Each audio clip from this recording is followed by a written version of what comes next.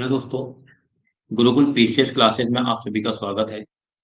जैसा कि हमने हिंदी में कुछ समय पहले एक वीडियो डाला था तत्सम तत्वों का, उसी के रिगार्डिंग आज हम आप दूसरा टॉपिक लेके आए हैं, वाक्यांश के लिए एक शब्द। तत्सम तत्वों का भाग एक हमने डाल दिया है।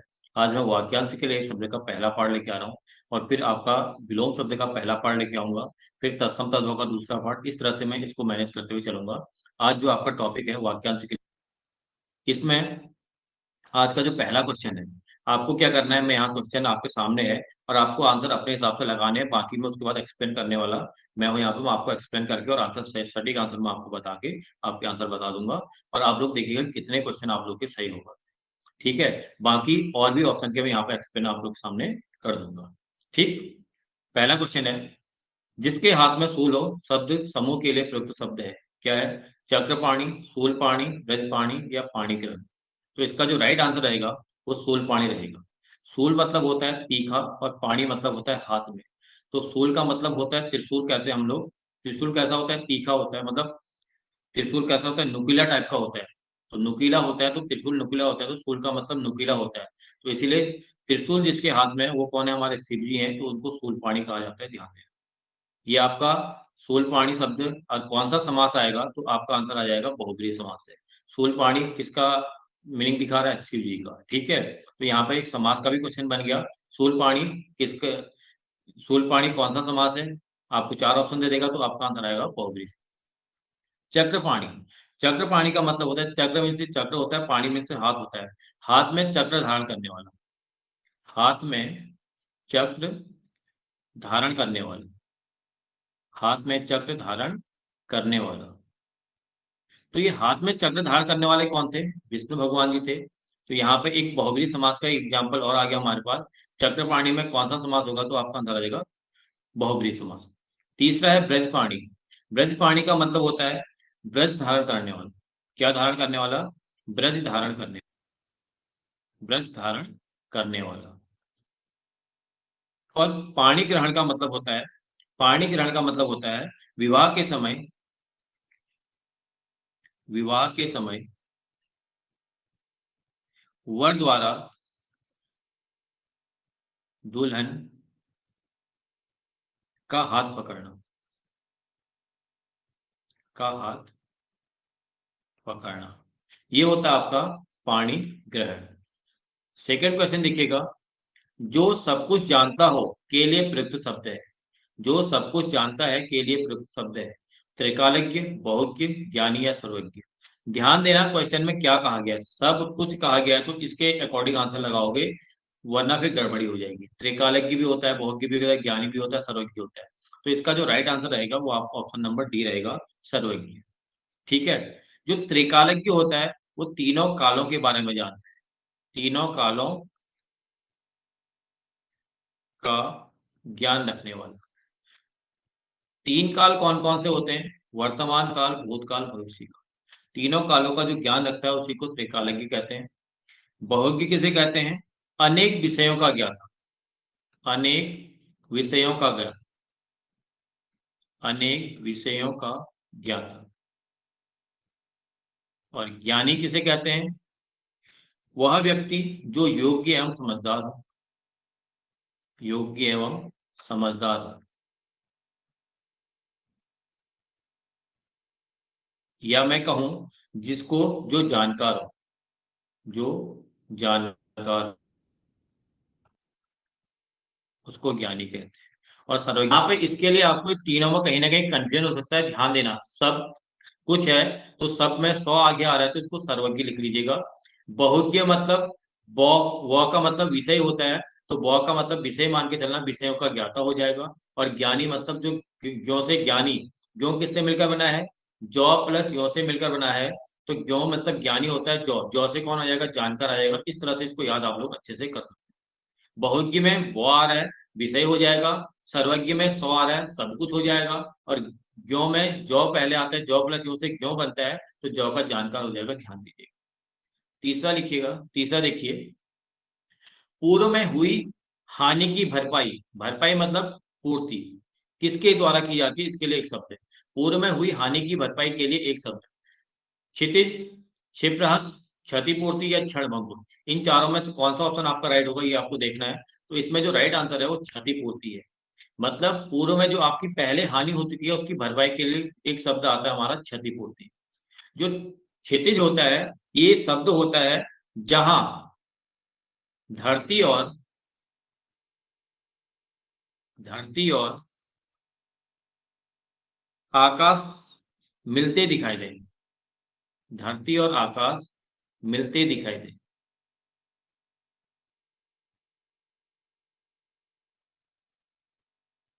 जैसे आप लोग कहीं पर खड़े रहते हो तो खड़े होने के बाद एक, जब आपकी जहां तक आपकी नजर पहुंचती है वहां पर आपको देखता होगा कि जमीन और आसमान दोनों एक दूसरे को मिलते हुए दिखाई देते हैं। क्षिप्र हस्त का जिसका हाथ बहुत तेज चलता है। हस्त मीन से हाथ होता है। जिसका हाथ बहुत तेज चलता है। हस्त मीन से हाथ होता है, क्षिप्र मीन से तेज हो गया, तो जिसका हाथ बहुत तेज चलता है उसको क्षिप्र हस्त कहते हैं। और क्षण भंगुर, क्षण का मतलब होता है बहुत कम समय में, जिसका कुछ ही समय में नाश हो जाए। जिसका कुछ ही समय में नाश हो जाए। नाश का मतलब समाप्ति हो जाए जिसकी, क्षण भंगुर 2 मिनट मतलब समय बिल्कुल नहीं लगता, 1 सेकंड में जिसका तबाही हो जाए। ठीक है। अगला देखो, सेना का वह भाग जो सबसे आगे रहता है के लिए उपयुक्त शब्द है। सेना का वह भाग जो सबसे आगे रहता है के लिए उपयुक्त शब्द है। होमाग्नि, हरावल, हस्तगत या हस्तबंधु। इन चारों में से कौन सा आंसर हो जाएगा? सेना का वह भाग जो सबसे आगे रहता है, तो यहाँ पे इसका राइट आंसर है हरावल। हरावल शब्द किसके लिए यूज होता है? जो सेना का सबसे आगे रहने वाला पार्ट होता है या भाग होता है उसी को हरावल कहते हैं। होमाग्नि मतलब क्या होता है? होम प्लस अग्नि। होम प्लस अग्नि, तो इसका जो मीनिंग होता है, यज्ञ के लिए, यज्ञ के लिए निर्धारित, यज्ञ के लिए निर्धारित अग्नि, इसको होमाग्नि बोलते हैं। या यज्ञ के लिए निर्धारित आग या अग्नि, उसको होमाग्नि बोलते हैं। हस्तगत, हस्त मीन से हाथ होता है, गत मीन से होता है आपका ले लेना, मतलब प्राप्त कर। जिसको जिसको अपने हाथ में ले लिया हो। जिसको अपने हाथ में ले लिया हो। जिसको अपने हाथ में ले लिया हो उसको हस्तगत कहते हैं। और हतबंधु, हतबंधु किसे कहते हैं? जिसका भाई छीन लिया गया हो। जिसका भाई छीन लिया गया हो। जिसका भाई छीन लिया गया हो। बंधु मतलब भाई होता है, हत मतलब हथियाना हम जिसे कहते हैं, इसको छीनना भी बोलते हैं। हत मतलब हथियाना हो जाएगा, ले लेना मतलब। जिसका भाई छीन लिया गया हो उसको हथबंधु कहते हैं। हस्त मीन से हाथ होता है, गत मीन से अब ले लेना, मतलब यहाँ पे क्या हो जाए, जिसको अपने हाथ में ले लिया है। होमाग्नि, होम प्लस अग्नि, यज्ञ के लिए नद अग्नि, हरावल आपका सेना का भाग। तो यहाँ पे कमेंट करके बताना मुझे, सेना किस प्रकार की संज्ञा है। सेना किस प्रकार की संज्ञा है, और सेना में कौन सा लिंग है। सेना में कौन सा लिंग है, पुल्लिंग है या स्त्रीलिंग? इसका आंसर आप लोग कमेंट बॉक्स में जरूर दीजिएगा। अगला क्वेश्चन देखिए, कुछ खास शर्तों द्वारा कोई कार्य करने कराने का समझौता। कुछ खास शर्तों द्वारा कोई कार्य करने कराने का समझौता के लिए एक प्रयुक्त शब्द कौन सा होगा? स्वसही होगा, सम्मेलन होगा, संविदा होगा या सामयिकी होगा? तो यहाँ पे कुछ खास शर्तों द्वारा कोई कार्य कराने के लिए संविदा की पोस्टें आती है, आप लोगों ने देखा होगा, संविदा में रखा जाता है लोगों को। वहां पे क्या होता है, जब लोगों की जरूरत कम हो जाती है तो लोगों को क्या होता है, कार्य करने के लिए लोगों की आवश्यकता होती है, तो उसमें पोस्टें निकाली के अकॉर्डिंग संविदा में लोगों को रख लिया जाता है। तो ये कुछ खास शर्तें होती हैं, उसके अकॉर्डिंग इसमें संविदा में लोगों को रखा जाता है। ठीक है। तो आगे देखिएगा, इसमें जो स्वसही होता है उसका मीनिंग क्या होता है? अपने ही वश में रहने वाला। स्वसही का मतलब होता है अपने ही वश में रहने वाला। अपने ही वश में रहने वाला, इसको स्वसही कहते हैं। सम्मेलन, सम्मेलन क्या होता है? मनुष्यों द्वारा किसी विशेष विषय पर विचार करने के लिए मिलन। मनुष्यों द्वारा किसी विशेष विषय पर विचार करने के लिए मिलन। विचार करने के लिए मिलन, इसको सम्मेलन कहते हैं, ध्यान दीजिए। और सामयिकी क्या होता है? जो आपकी वर्तमान में घटना हो रही है, वर्तमान समय पर होने वाला, वर्तमान समय पर होने वाला। सबको पता होगा समसामयिकी की बुक करंट अफेयर्स के लिए सभी लोग पढ़ते हैं। सामयिकी का मतलब होता है जो भी आपका वर्तमान समय में हो रहा है उसके लिए यूज होता है। अगला छठा वाला क्या है आपका, देखिए जरा। जो अभी तक आया न हो के लिए प्रतिशब्द है। जो अभी तक आया न हो उसके लिए प्रतिशब्द क्या हो जाएगा? ये अविस्मृति हो जाएगा, या अनाहुत हो जाएगा, या अनागत हो जाएगा, या अक्षय हो जाएगा। तो इसका जो राइट आंसर आएगा अनागत आएगा। अविस्मृति, स्मृति मतलब याद करना होता है, तो अविस्मृति का मतलब होता है जिसको भुलाया न जा सके, जिसको भुलाया न जा सके। और अनाहुत का मतलब होता है जिसको बुलाया न गया हो, न गया हो। तो ध्यान देना, अनाहूत से आपको, भूत का मतलब है न बुलाना, तो बुलाया नहीं गया हो। और भुलाना, स्मृति को हम लोग भुलाते नहीं है, इस तरह से इसको स्मृति को भुलाने से करेक्शन कर लेना, वरना भुलाना और बुलाए में दोनों सिमिलर सिमिलर लगेंगे। जहां अनाहुत लगाना होगा वहां पे अविस्मृति लगा दोगे, जहां अविस्मृति लगाना होगा वहां अनाहुत लगा दोगे। इस बात को ध्यान देना। अक्षय, क्षय का मतलब समाप्त न होना, और अक्षय का मतलब जो क्षीण न हो, जो क्षीण न हो सके या जो समाप्त न हो सके उसको अक्षय बोलते हैं। जो समाप्त हो जाए उसको क्षय बोलते हैं, और जो समाप्त न हो पाए उसको अक्षय बोलते हैं। अगला है आपका, किसी व्यक्ति वस्तु पर आसक्त होना के लिए उपयुक्त शब्द है। किसी व्यक्ति वस्तु पर आसक्त होने के लिए उपयुक्त शब्द है। अपर बल, अनुरक्त, अनावर्त, या अप्रशस्त। तो यहाँ पर जो राइट आंसर होगा वो अनुरक्त होगा। किसी पर आसक्त होना अनुरक्त कहलाता है, और किसी पे आसक्त न होना उसको हम लोग विरक्त कहते हैं। किसी पर आसक्त न होना उसको विरक्त कहेंगे, किसी पर आसक्त होना अनुरक्त कहलाता है, इस बात को ध्यान देना। और ये दोनों आपस में एक दूसरे के अपोजिट भी हो जाते हैं, याद रखें। अपर बल क्या होता है? जिसको किसी अन्य का सहारा हो, जिसको किसी अन्य का सहारा हो उसको अपर बल कहते हैं। अनावृत का मतलब होता है जो ढका न हो, जो ढका न हो। अनावर्त का मतलब होता है जो ढका न हो, और इसका जो विपरीत होता है, अपोजिट होता है, उसको हम आवृत बोलते हैं। उसको क्या बोलते हैं? आवृत। और आवृत का मतलब होता है जो ढका हो, उसको आवृत कहा जाता है। अपोजिट मीनिंग भी मिल गया, एक नया पॉइंट भी यहाँ पे आप लोग को मिल गया। अप्रशस्त का मतलब होता है जो प्रशंसा करने योग्य न हो, जो प्रशंसा के योग्य न हो उसको हम बोलते हैं अप्रशस्त। ठीक है। अगला देखिएगा, आठवां है, मन में उत्पन्न स्वाभाविक ज्ञान के लिए एक शब्द है। मन में उत्पन्न स्वाभाविक ज्ञान के लिए एक शब्द है। अंतःप्रेरणा, अंतर्ज्ञान, अगुवानी, या अभ्यास। तो इसका जो राइट आंसर रहेगा वो रहेगा अंतर्ज्ञान। जो आपके मन में उत्पन्न स्वाभाविक ज्ञान होता है उसको अंतर्ज्ञान कहा जाता है। अंतर प्रेरणा का मतलब होता है मन में स्वतः उत्पन्न होने वाली प्रेरणा। मन में स्वतः उत्पन्न होने वाली प्रेरणा। अंतः का मतलब होता है अंदर, प्रेरणा का मतलब प्रेरणा। ठीक है। तो अंतः का मतलब हो गया मन में जो भी आपकी स्वतः उत्पन्न होने वाली जो प्रेरणा होती है उसको ही अंतः प्रेरणा कहा जाता है। अगवानी, अगवानी का मतलब होता है चल कर कुछ आगे पहुंचना, चल कर कुछ पहुंचना, चल कर कुछ आगे पहुंचना अगवानी कहलाता है।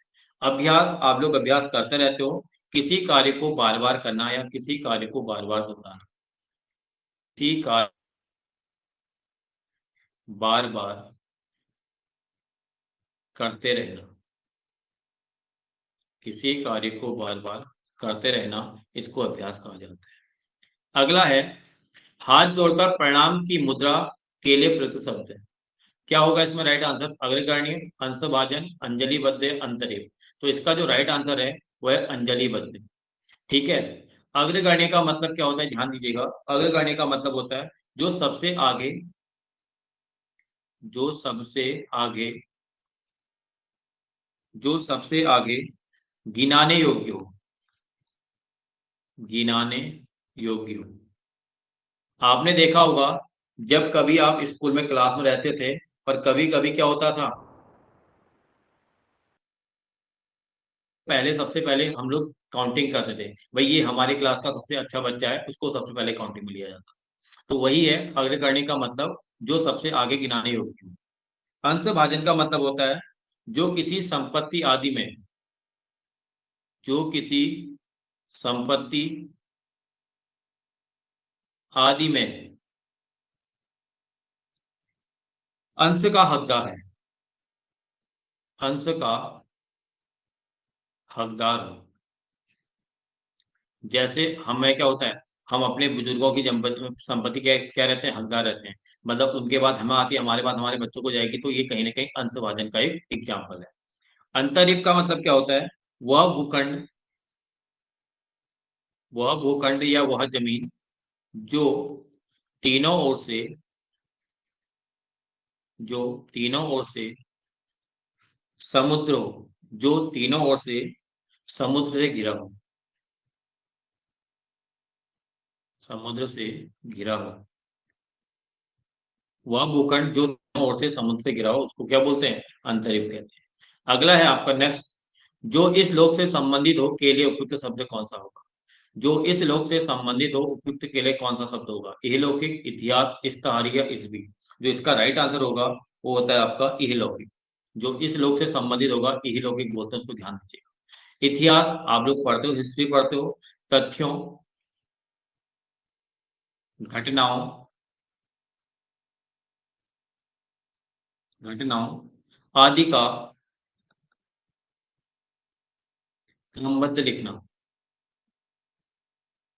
आदि का क्रमबद्ध लिखना इतिहास कहलाता है। इस्तहारी, इस्तहारी क्या होता है? जिसका, जिसका इश्तहार निकला हो, इश्तहार निकला हो। इश्तहार आपने देखा होगा न्यूज़पेपर में निकाला जाता है, फलाना फलाना गुमशुदा हो गया तो उसका इश्तहार निकाल, इसका इश्तहार निकाल दो बोलते हैं कि ऐसा ऐसा हो गया, कोई वैकेंसी आने वाली है तो उसका इश्तहार, मतलब कुछ भी चीज का हम लोग इश्तहार निकाल सकते हैं। और यहाँ पर जो था तथ्यों घटनाओं आदि का क्रमबद्ध लिखित विवरण, लिखना नहीं होता है, लिखित विवरण होता है, जो हमें विवरण मिलता है उसी को हम इतिहास कहते हैं। और इस भी आप लोग को पता होगा, ईसा से संबंध रखने वाला, ईसा से संबंध रखने वाला, ईसा से संबंध रखने वाला। अगला नेक्स्ट है, वृक्षों को जल से थोड़ा सींचना के लिए प्रयुक्त शब्द कौन सा है? आरसी, आसेक, आचमन या आग्नेय। तो इसका जो राइट आंसर रहेगा वो रहेगा आसेक। आरसी क्या होता है? ये आरसी होती है दर्पण जड़ी अंगूठी, जो शीशे से जड़ी अंगूठी होती है, दर्पण से जड़ी अंगूठी, जिसे स्त्रियां अंगूठे में पहनती है, जिसे स्त्रियां अंगूठे में पहनती है।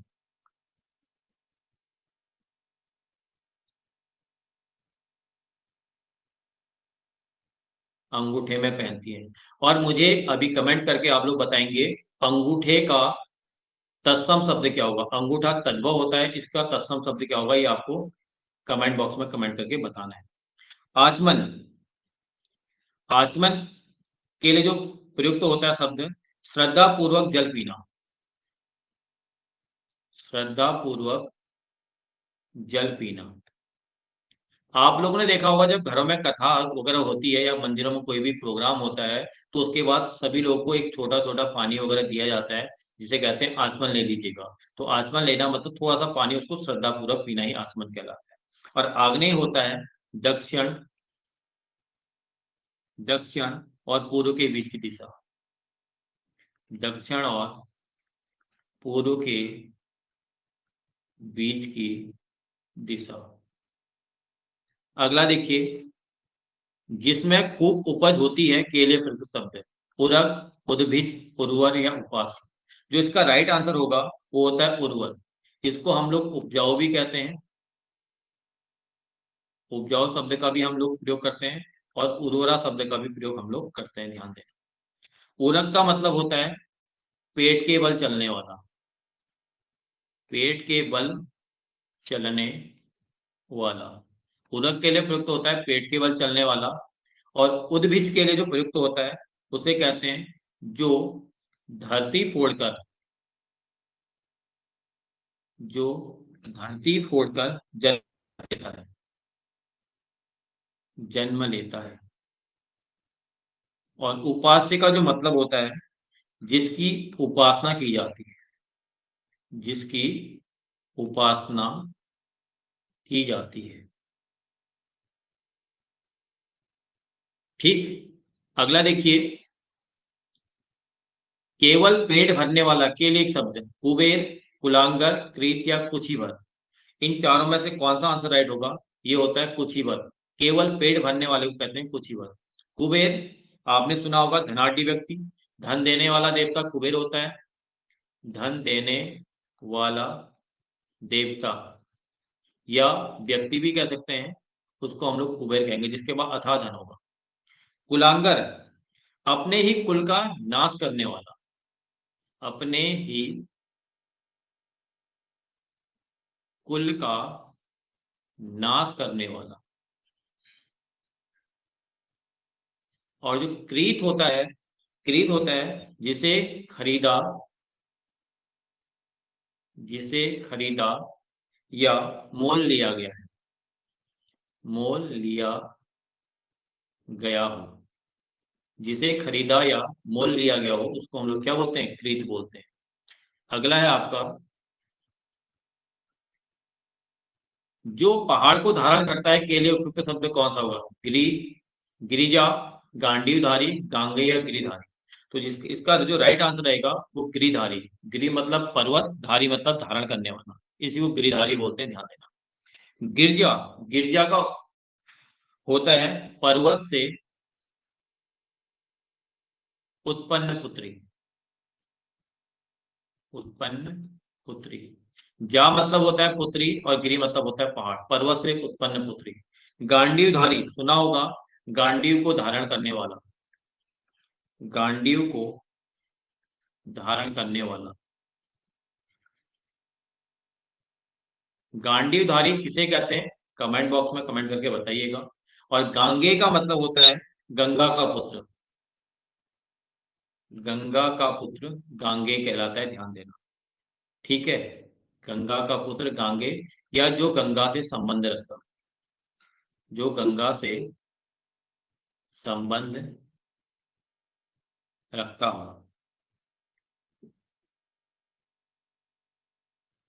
ठीक। अगला लास्ट है आज का, जो ज्ञान इंद्रियों से परे हो के लिए प्रयुक्त शब्द, ये सभी को पता होगा। गोचर कहते हैं, गोतीत कहते हैं, गुडाकेश कहते हैं या गेय कहते हैं। जो ज्ञान इंद्रियों से परे हो उसको बोला जाता है गोतीत। और इसी को हम लोग बोलते हैं अगोचर शब्द, भी इसी के लिए यूज किया जाता है। कौन सा शब्द प्रयोग किया जाता है? अगोचर शब्द भी इसके लिए प्रयोग किया जाता है, ध्यान दीजिए। ठीक है। और गोचर, गोचर क्या होता है?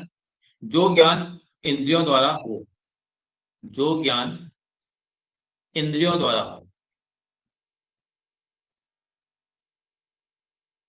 इंद्रियों द्वारा हो उसको गोचर कहते हैं। और जो ज्ञान इंद्रियों से परे हो उसको अगोचर या गोचित कहते हैं।